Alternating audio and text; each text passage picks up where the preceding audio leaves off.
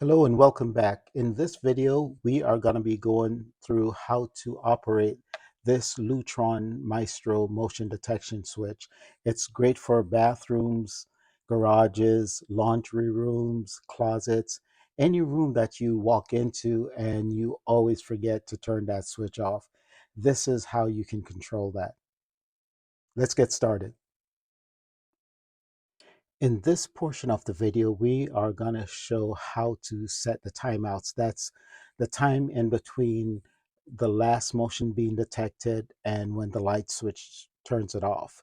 So you hold down on this and you look for the light flicker there. In the first flicker, that's the test mode. The second flicker is 1 minute.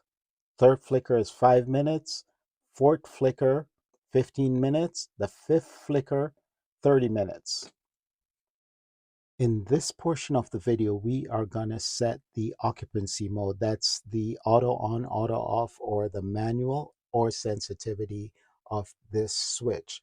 So when you depress this switch here, the first flicker is default auto on, auto off, 1. And 2 is manual on, auto off, and 3 sets the sensitivity. In this portion of the video, we are going to set the sensitivity of this motion sensor, so whether high or low. To do that, you have to depress both this switch here and this one. First is low. This is low. This is high. And this third setting